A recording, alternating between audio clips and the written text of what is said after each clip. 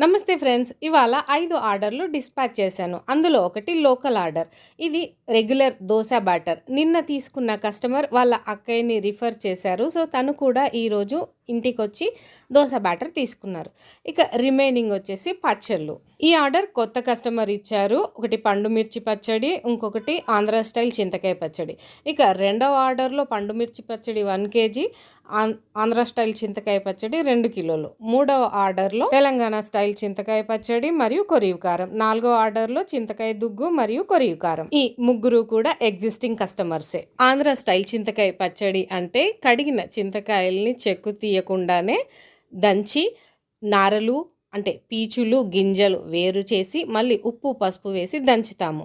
అదే తెలంగాణ స్టైల్ చింతకాయ అంటే చింతకాయ గుజ్జు తీసి మరియు పండు మిరపకాయలు పేస్ట్ చేసి కలుపుతాము. అదే వెల్లుల్లితో మరియు వెల్లుల్లి లేకుండా ఉంటుంది. పండు మిరపకాయ పచ్చడి అంటే పండు మిరపకాయలు మరియు చింతపండు కలిపి తయారు చేస్తాం. ఆర్డర్ చేయాలంటే పైన కనబడుతున్న ఈ నెంబర్కి కాల్ లేదా వాట్సాప్ చేయండి. Thank you.